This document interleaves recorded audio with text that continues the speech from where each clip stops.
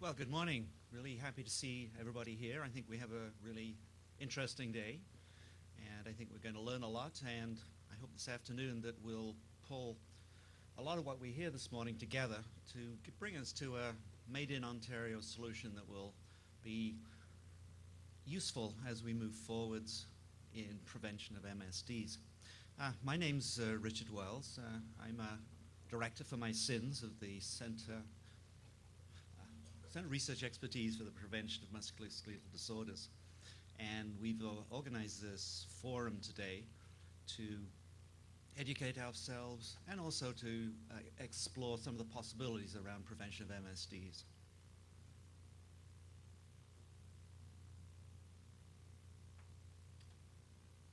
So let me just give you a very brief introduction to CRE-MSD. We are a research center with 37 researchers in Ontario, 11 institutions and universities, and our goal is to bring research to practice, to bring best knowledge to help prevent musculoskeletal disorders. And our goal is to have workplace-focused and partnered research in workplaces. And I will note that CRE-MSD is supported through a grant from the WSIB, so they are supporting CRE-MSD and today. Just want to say a couple of words about why we're looking at musculoskeletal disorders and manual materials handling. And manual materials handling, for those who don't know what MMH is, and I'm not surprised, there's enough acronyms in this world, that's moving materials, either lifting, pushing, pulling, or carrying of them.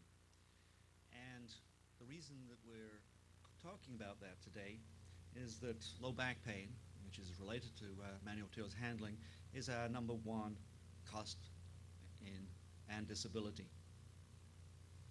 And not only is that important for primary prevention to stop people developing low back pain, but it's especially critical also in secondary prevention.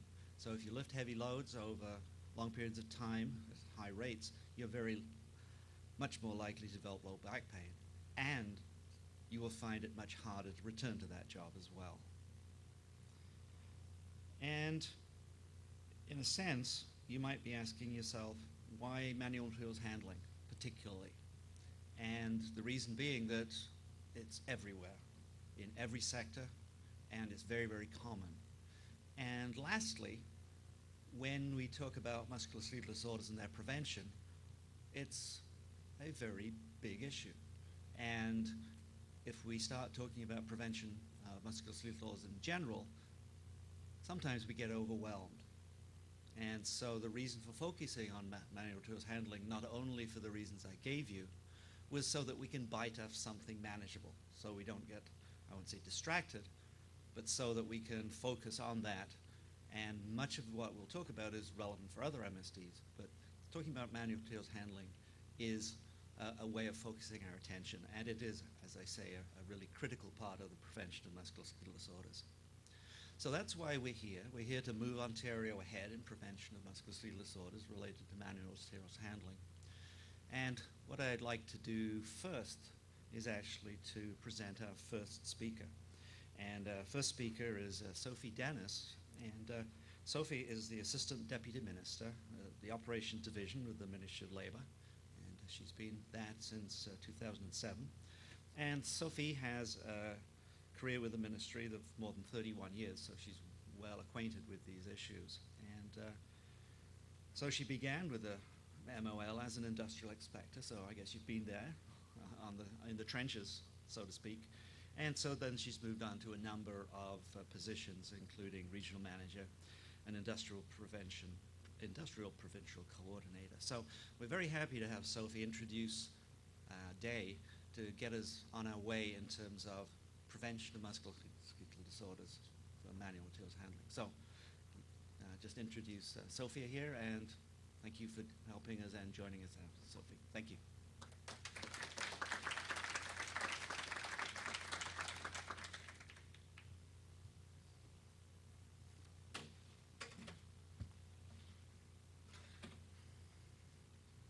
going to close this? Is that going to do something? I'm impressed with all the technology here. Okay. Just put it flat. Good morning, everyone. And thank you for that kind introduction, David. Richard, sorry. I'm looking at another meeting I have this afternoon. Sorry for that. It's Monday morning after a lovely long weekend. It is a pleasure to be here this morning and to be speaking with you on this, I think, very relevant forum. I understand you have representatives from 3 continents here today, so I think you're well represented in terms of different views and different opportunities. Unfortunately, the minister couldn't be here this morning, so he did ask me to come in and give welcoming comments to everyone today. You came at a perfect time in Ontario. Our weather actually is good for the first time probably in 2 months, and we have a lot of activities and events happening over the next few weeks. So for those of you that are guests to Ontario, I hope you have an opportunity to enjoy the sights and an opportunity to take in some of the festivities. I would like to extend a thank you both to Richard Wells and Desiree Kramer, who have been instrumental in coordinating and supporting research through the efforts of the Centre for Research Expertise on MSDs. Your research is essential in establishing the foundation upon which guidance for workplace parties and inspectors are built. A few years ago, we came together as a health and safety system to address MSDs by launching Ontario's first MSD prevention guideline resource manual in 3 toolboxes. Today, we continue that progress, building on our efforts to further flesh out Ontario MSD's prevention strategy. Today's speakers will share with us various jurisdictional approaches to addressing manual materials handling, which is, as most of us know, a major cause of MSDs. Richard did mention that in terms of one of the leading causes of injuries in Ontario. So whether you're working in a store where workers receive products and store them on racks and shelves, or working on a construction site carrying materials, overexertion from handling is a real concern. Materials handling is pervasive. It is in every sector, and we at the Ministry of Labour know that because we've included that in our prevention strategy for our Safe at Work Ontario strategy, that MSDs span all our sectors. Lifting of heavy materials often leads to lower back and shoulder injuries, and these MSDs are the injuries that tend to lead to costier claims. Again, you've heard that a little bit this morning. MSDs are the most common reported injuries in the province of Ontario, and the numbers speak for themselves. MSDs are responsible for over 44% of all lost time injuries in Ontario in the year 2009. Those claims cost employers more than $110 million in that same year. We're talking about tens of thousands of injured workers and nearly 1 million working days of lost time. In Ontario, we're seeing a decline in MSDs, which is really, really, really good. And since 2003, it's been a 30% drop, which is significant, but it's not enough. This equates to thousands of workers being spared the pain and disability often associated with MSDs. And for those afflicted with MSDs, it can be life-altering. Those with MSDs often experience extended pain, medical treatment, time off work, and financial stress. For employers, businesses, they suffer from lost time, lost productivity, and lost morale. Because MSDs are so prevalent, we all need to focus our efforts on hazards that lead to MSDs and increase attention to them before injuries actually happen. As the Assistant Deputy Minister, I spent a lot of time with my frontline staff who are working towards raising awareness, compliance opportunities, and enforcement where necessary, all for the view of protecting workers in workplaces of Ontario. I am proud of our enhanced efforts to inspect and enforce compliance in workplaces where we've seen contraventions associated with MSDs. Our ministry has launched 2 high-profile MSD inspection blitzes that focus on hazards leading to onset of these injuries. In addition, MSDs have become a component of many of our other blitzes, whether they're focused on loading docks, residential construction or home building, and the protection of young workers. We've also launched online tools, interactive tools, to help increase awareness of MSDs, and we've created fact sheets to support the better understanding. We've increased our contingent of agronomists. We've almost doubled it from 5 to 9. It sounds minuscule, but trust me, that's a lot, particularly in this environment. And they now initiate their own proactive inspections in sectors and in workplaces across the province. Our health and safety partners, many of them are in the room today, have worked with us to create specific tools, guidance materials, training for their particular sectors as well. At the ministry, we recognize that safe materials handling goes beyond prevention of MSDs. It's also about preventing acute injuries. For example, a bulky object that's being carried or obstructs the view of a worker and freedom of movement could lead to that person to lose his balance and slip, trip, or fall. We will continue to be proactive, ensuring that our workplaces are actively controlling all hazards, including those associated with manual materials handling, the MMH. In fact, next February, our dedicated MSD Blitz will have a strong manuals material handling component. So this is forewarning for those of you that are in Ontario next year. Today, we are fortunate to hear from experts from other jurisdictions about their experiences in developing guidance, regulations, codes of practice, and on materials handling. And our ministry's John Vanderdolen will be speaking this morning and this afternoon about just prior to the breakout sessions. He'll be encouraging you to discuss how to make our existing guidelines along with the information here today and use it to address and develop documents for dealing with manual materials handling. As we work together to set the stage for MSD prevention efforts and we are presented with a unique opportunity, an opportunity to collaborate, to share, and to come to a consensus on the next steps of what we need to do to build on our MSD prevention guidelines. It's an opportunity for all of us to continue to move forward. Thank you.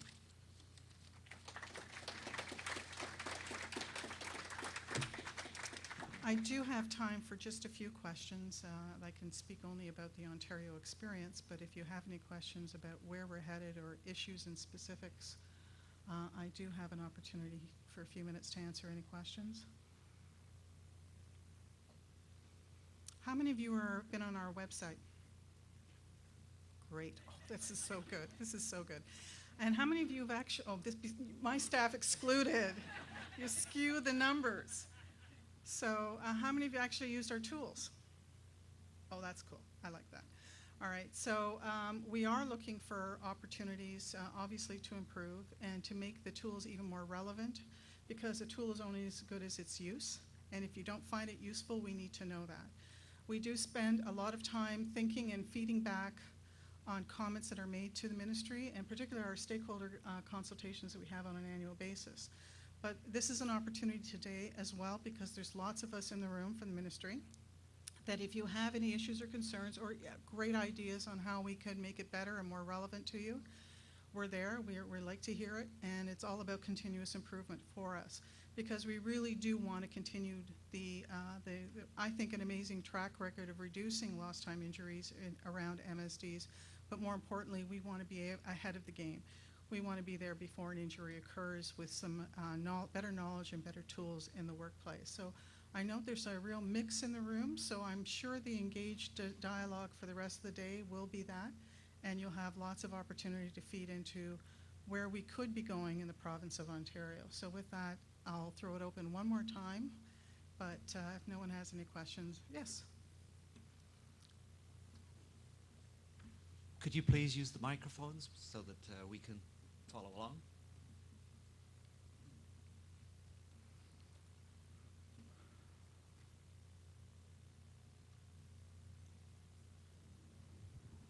Hi, I'm Wendy Nelson from London, and I'm just wondering what the minister's position is with regards to ergonomic regulations, and whether we're going to go that route in Ontario in the near future. I can't comment on whether we will or we won't. As you know, we're in a middle of going into an election, and I'm sure that whatever advice the new minister will get will be very thoughtfully, and I don't see us going in that direction right now. I think what you'll see from the Ministry of Labour, though, is an enhanced enforcement, and the notion of getting messages and information out in the workplace in advance of that, and better training with our system partners, assistants, and programs designed to be able to address those issues. But whatever comes in terms of new regulation will be part of a new platform for whatever government is in play, and I'm sure that will be one of the items that will be looked at. Thank you. I'd just like to say that even with consultation with a lot of the health and safety inspectors, they as well feel that without the regulations, the enforcement really hasn't been there, and with half of all lost time claims almost being MSD related, I think it's something that we should make a higher priority. Thank you. Right.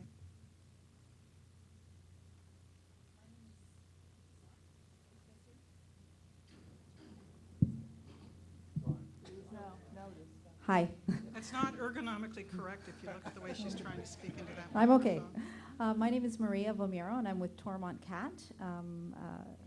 We sell and service heavy equipment. Right. And I wanted to just maybe clarify the role of the ministry with respect to helping employers develop safe work practices. And the reason I wanted to clarify is because I had a discussion with my inspector that comes in regularly, wanted to partner with them to put together a safe procedure. And the comment back from that inspector was, that's not our role. And this wasn't 5 years ago, this was probably 5 weeks ago.